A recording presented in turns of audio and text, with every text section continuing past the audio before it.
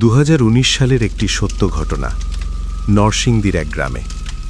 ঘটনাটি বলেছে আমারই খুব কাছের একজন পরিচিত, এবং সে এই ঘটনাটার পুরোপুরি স্বচক্ষে দেখেছে এবং যার সাথে ঘটেছে তার পরিবার থেকে জেনেছে। রহিমউদ্দিনের একমাত্র ছেলে সোহেল, 28, ঢাকার একটা গার্মেন্টসে সুপারভাইজারের চাকরি করত। সে ছিল সাধারণ, হাসিখুশি, ধার্মিক ছেলে, কিন্তু তার জীবনটা এক রাতে পুরোপুরি শেষ হয়ে গিয়েছিল। এক রাতে সোহেল বাসায় ফোন করে বলেছিল, বাবা, আমার শরীরটা যেন আগুন হয়ে যাচ্ছে, কিন্তু ডাক্তার কিছু পাচ্ছে না, আমি এখনই বাসায় আসছি। ঢাকা থেকে রওনা দিয়ে রাত 1:30 সে বাসায় পৌঁছায়। দরজা খুলতেই সবাই চমকে উঠল। তার চোখ দুটো রক্তের মতো লাল, মুখ একদম ফ্যাকাশে, ঠোঁট কালো হয়ে গেছে। শরীর থেকে একটা পচা, তিক্ত গন্ধ বের হচ্ছিল, যেন শ্মশানে পোড়া মাংসের গন্ধ। সে হাঁটছিল খুব ধীরে, যেন তার পা দুটো মাটিতে আটকে যাচ্ছে।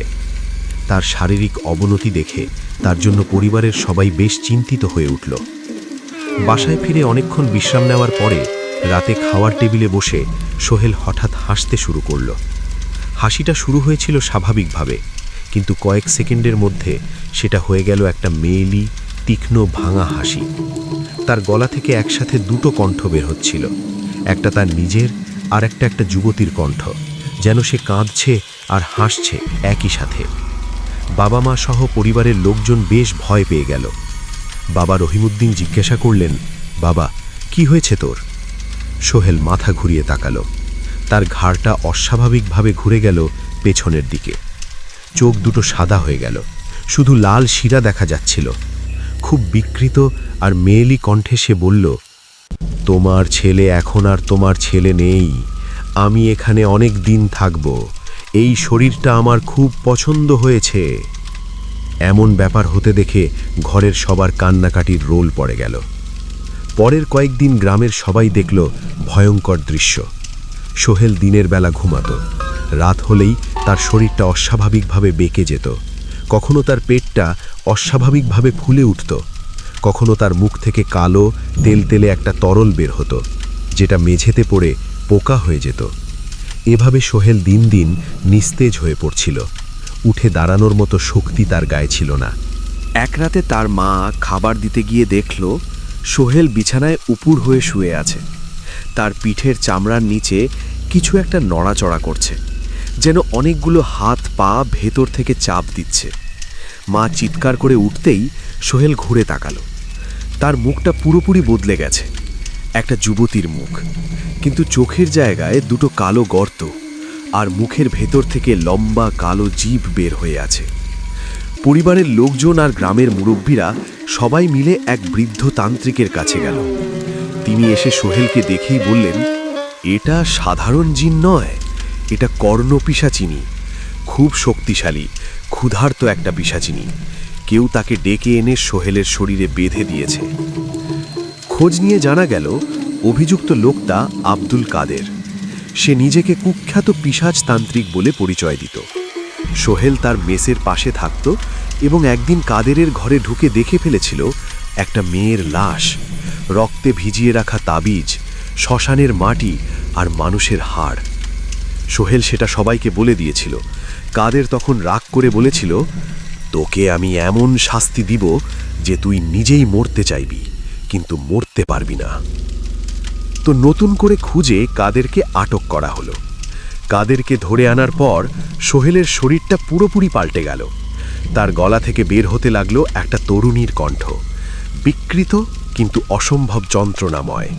সে বলল, আমার নাম রুমা, আমাকে কাদের খুন করেছে, আমাকে বশ করে গলাটিকে মেরে শ্মশানে ফেলে দিয়েছে।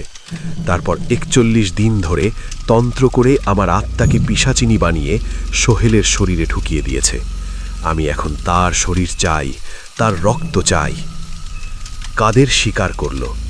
সে বলল, কর্ণপিশাচিনী সাধনার জন্য সে একটা যুবতীকে বলি দিয়েছিল। পিশাচিনীকে বশ করার জন্য সে রুমার মৃতদেহের সাথে তন্ত্র করেছিল, কিন্তু পিশাচিনীটা এখন তার নিয়ন্ত্রণের বাইরে চলে গেছে। সে শুধু সোহেলের শরীর দখল করেনি, সে সোহেলের স্মৃতি, তার অনুভূতি সব কিছু খেয়ে ফেলছে। শেষ চেষ্টা করা হলো। গভীর রাতে গ্রামের পুরনো শ্মশানে চারদিকে কালো কাপড় দিয়ে ঘেরা একটা জায়গায় আগুন জ্বালানো হলো। কাদেরকে বাধ্য করা হলো উল্টো তন্ত্র করতে। সেই রাতে যা ঘটেছিল সেটা গ্রামের যারা দেখেছে তারা আজও স্মরণ করলে ভয়ে আতকে ওঠে। সোহেলের শরীরটা মাটিতে শুইয়ে রাখা হয়েছিল। হঠাৎ তার শরীর থেকে ধোঁয়া বের হতে লাগলো। তার মুখ দিয়ে কালো রক্ত উঠতে শুরু করলো। একই সাথে তার মুখ থেকে বিকট গঙ্গানির শব্দ। সামনে স্তূপ করে রাখা শ্মশানের চিতাভস্যের ভেতর থেকে একটা মেয়ের হাত বের হয়ে এলো। লম্বা নখ, কালো চামড়া। হাতটা সোহেলের গলা চেপে ধরল। কাদের মন্ত্র পড়তে পড়তে কাঁপছিল। হঠাৎ সে নিজেই চিৎকার করে উঠল। তার চোখ দুটো দিয়ে রক্ত ঝরতে শুরু করল। কাদের মাটিতে পড়ে ছটপট করতে করতে মারা গেল। তার মুখে একটা অস্বাভাবিক হাসি লেগেছিল। ঠিক তার পরপরই একটা প্রচণ্ড ঠান্ডা হাওয়া বয়ে গেল। সোহেলের শরীরটা একবার প্রচণ্ড কেঁপে উঠল, তারপর শান্ত হয়ে গেল। সকালে সোহেলের জ্ঞান ফিরল, কিন্তু সে আর আগের সোহেল ছিল না। তার চোখে একটা অদ্ভুত শান্তি। সে খুব ধীরে বলল, সে ঘুমিয়ে আছে, কিন্তু যখন জাগবে তখন আমাকে তার কথা শুনতে হবে। আমার শরীরটা এখন তার। আজও সোহেল বেঁচে আছে। কেউ কেউ বলে পিশাচিনীটা এখনও সোহেলের শরীরে আছে। সে অপেক্ষা করছে আবারও ফিরে আসায়। আমার প্রিয় শ্রোতাগণ, কাহিনীটা আপনাদের কেমন লাগলো আমাকে কমেন্ট বক্সে জানাবেন। আর আপনারা ভৌতিক কোন কোন বিষয়ের ওপর গল্প বা কাহিনী শুনতে চান সেটাও কমেন্ট বক্সে জানাবেন। আমি আপ্রাণ চেষ্টা করব ভৌতিক সেই সব বিষয়ের ওপর সত্য ঘটনা অবলম্বী বেশ ভয়ের কিছু আপনাদের সাথে শেয়ার করার। আর যারা আমার চ্যানেলটি নতুন দেখছেন, দয়া করে অবশ্যই লাইক, শেয়ার ও সাবস্ক্রাইব করে দেবেন প্লিজ। আপনাদের সহযোগিতা ও ভালোবাসা আমাকে খুব বেশি উৎসাহিত করবে। ধন্যবাদ।